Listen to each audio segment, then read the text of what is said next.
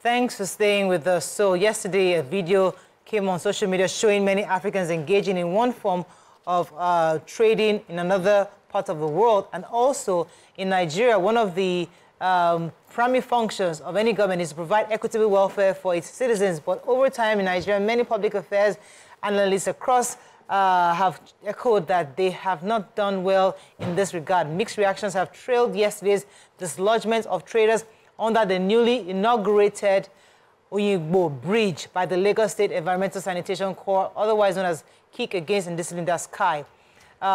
In the same vein, as I said earlier, another video came out on social media showing many Africans engaging in one form of trading or the other in one of the most beautiful cities in the world, Paris. This morning, looking at both videos, we're saying, what exactly is wrong with us? Is it that we like to trade under bridges, or we are not organized enough to get to trade properly as it should? Let's see a few videos. The video under the bridge in Yourview, and then the video that happened in France. Let's see your views on this. Let's watch the clips. So there are two things. We're going to start with what happened in Yourview first.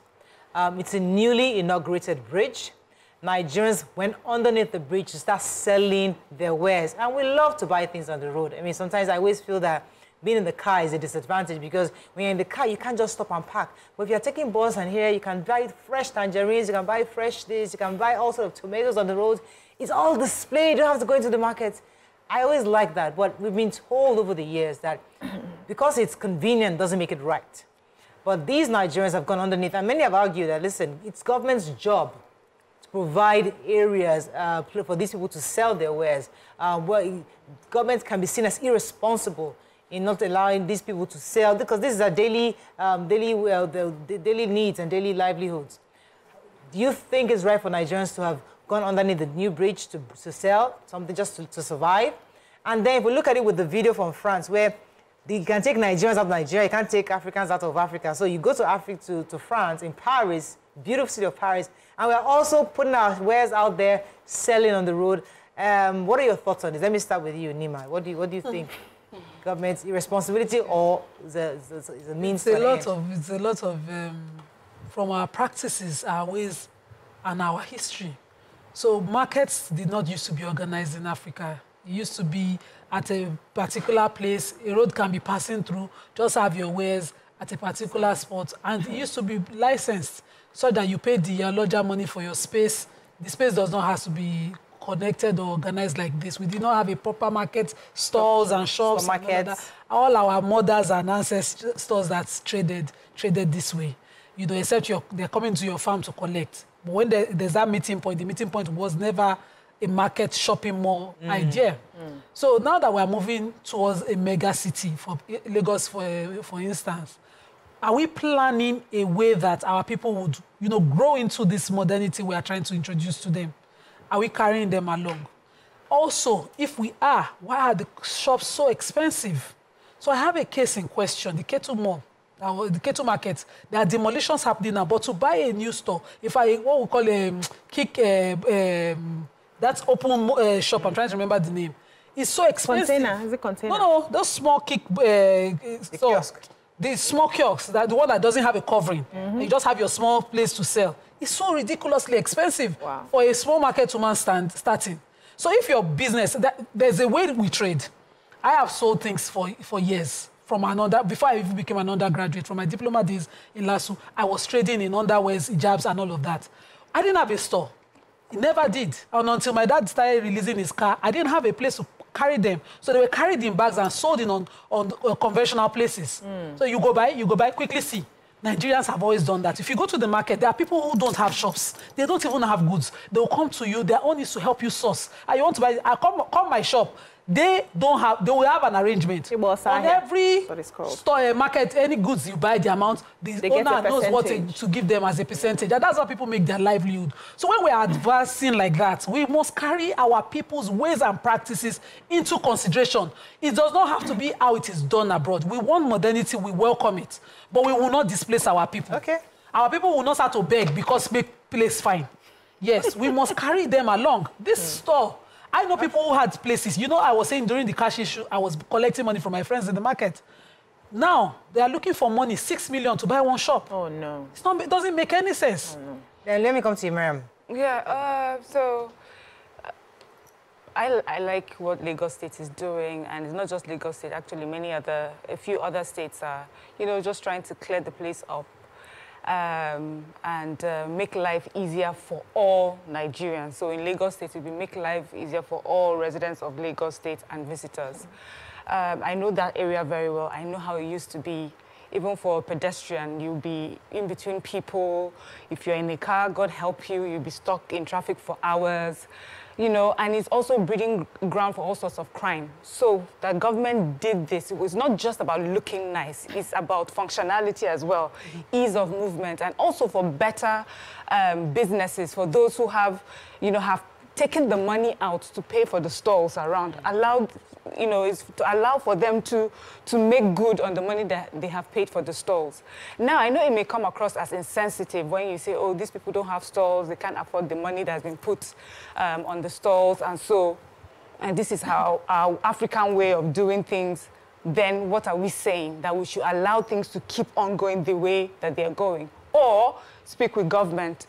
How can we get subsidized stalls for people like this? Whether we like it or not, Nigerian government will not say that they are unaware of the large number of Nigerian businesses. They are mostly small, medium, businesses, and most of them cannot afford some of these prices. But if I can remember, I think we had someone here who broke it down to us and helped us understand that it's not completely true. Yeah. I think it was because I'm actually talking to her now. It's not completely true that every single store is the expensive one. There are cheaper ones. There's one that I think they collect monthly allowances. No, she just sent me. She sent me a message. Yes. I sent her a message like how much, especially for example, the K2 one. Yes. This is 5,500 per year. Good. Yeah. That was she told me that. Yes. Yes. So they're not talking to them. So this is mayoress. This is mayoress. So yeah, I remember when she came here, and it opened her eyes because it's easy to hear, oh, it's 6 million. So you hear 6 million, forgetting that maybe that structure is a much bigger structure and is not for your own kind of business.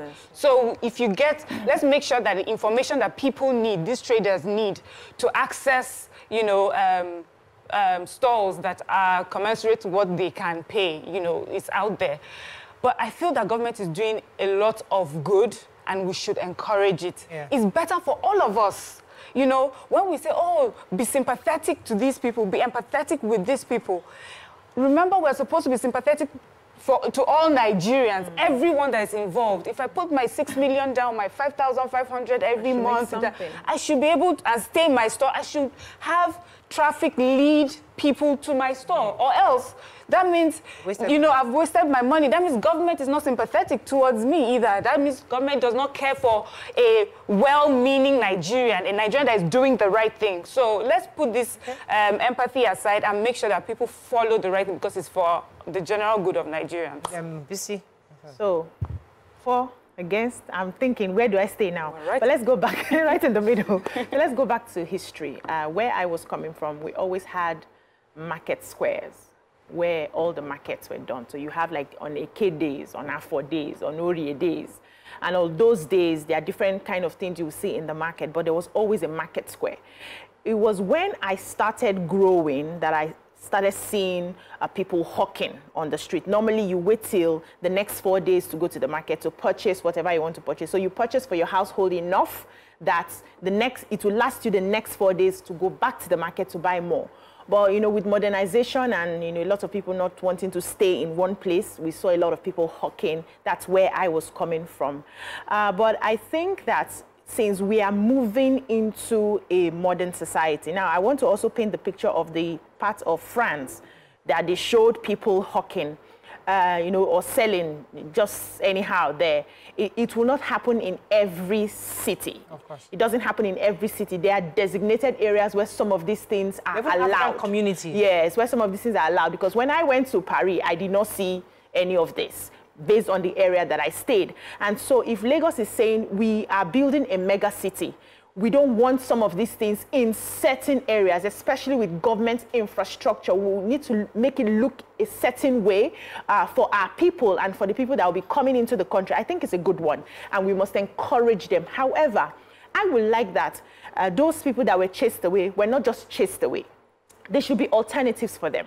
And I know it may be too much asking the government, but in your plan to say this is no longer obtainable because of the kind of city, knowing that these people have lived like this for a very long time, it will not be easy to just chase them away like that, and it will look insensitive if you do not make some sort of preparation for them. You can say, okay, we are pushing you people to this designated area. There's an open land here where you can have your market, but not on our infrastructure anymore. That would make more sense. No, so as you are chasing them away, you are chasing them into somewhere, giving them solutions, you know. And for those who can... I want to respond to that. Okay. I've spoken to a few people who have said that really the Nigerians who live within these communities, once they engage with their Yourlodgers or with the community leaders, they know what to do. And they pay, and many of them obey. But the problem is have people who are flooding in, or people coming to communities, live, like for example, a whole bunch of people move into a community, they don't really care, they just they enter Lagos, they have to hustle to go and just sell something. So many of them are not deferring to the leaders in that community. They just come in and start selling. Because you're in Lagos, I can make money anywhere. Find a store, build something, you sell it.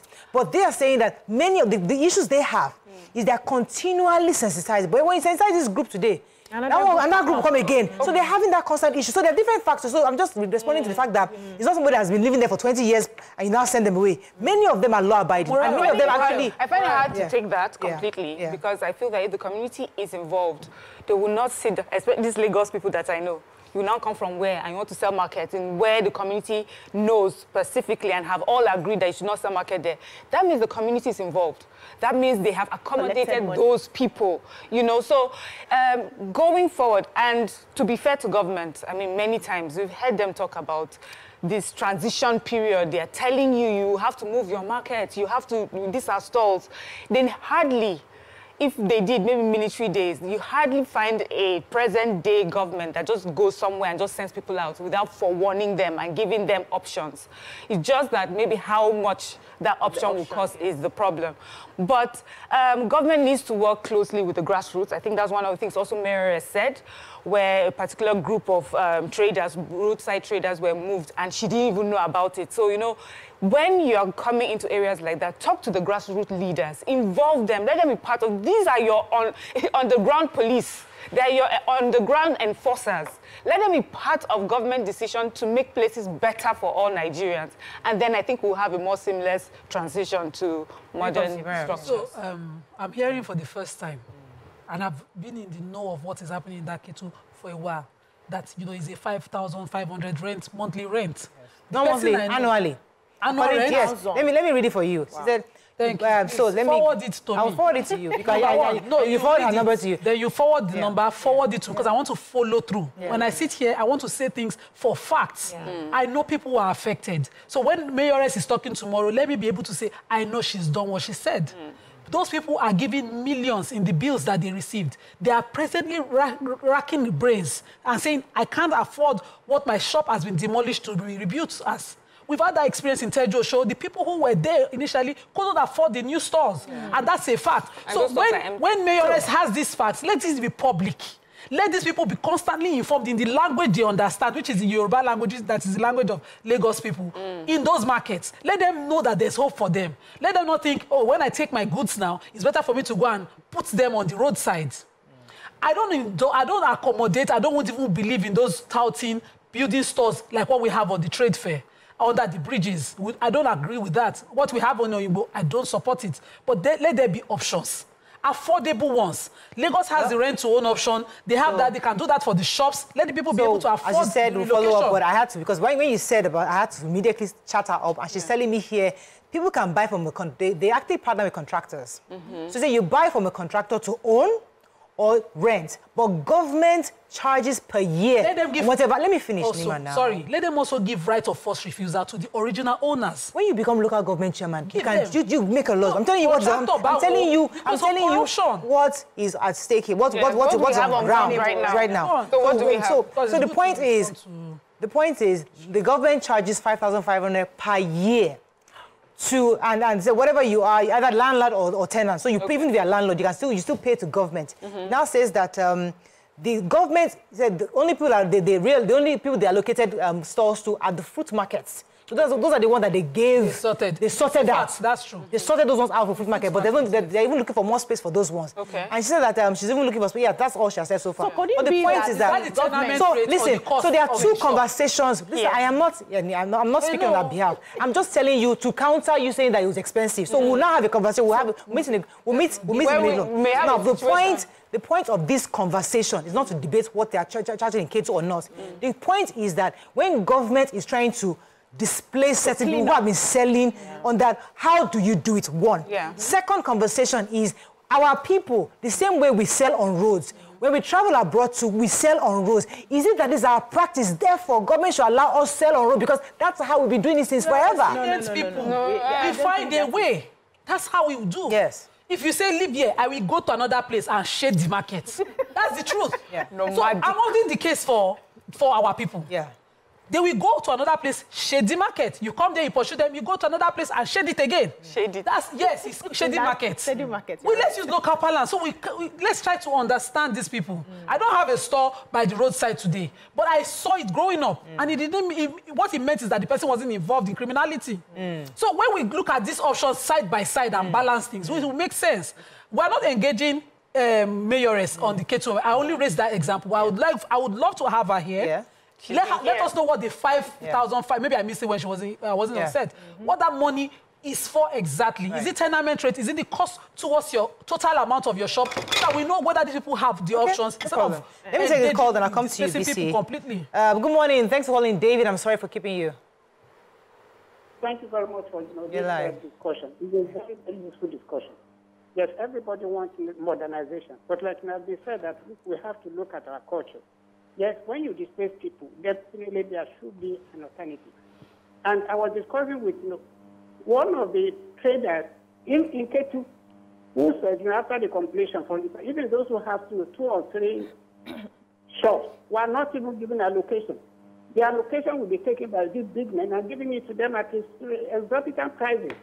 Government can, after completion of a particular location, to modernize them. Those who are already there, please give them an option.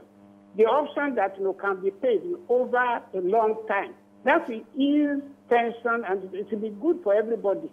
You don't just displace people. You don't just modernize the market and just give it to business to benefit from. It's not right. Give it to those who are already there.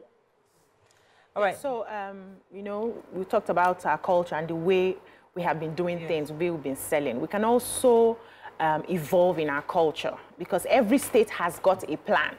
We have a plan to make this state a very modern state. We have a plan to, take out some things and put some things in the advancement. We're all growing. It wasn't the way, we're not doing things the same way we're doing things 10 years back. So we must grow. And in that, government must also show compassion in how they choose to display people, which I've said before. Now, coming to this tenement rent, I just want to add a little thing. Is it possible that the government is paid the 5,000 naira by the people who quickly buy out the stalls, and then they increase the money for people who are coming in? Because we had that even in our university system, where as a federal hostels, as a federal school, you pay just a token to get, and some people go there and pay for like 10 slots. As Nigerians handling to Nigerians. I'm telling you, and they now start selling to students at exorbitant prices. You can't even imagine. It's also possible that this is what is happening. So we too, as Nigerians, must look out for ourselves. You see somebody buying tomatoes, okay, let's go. Let me go on a break. When we come back, we continue this conversation. Stay with us, we'll be right back.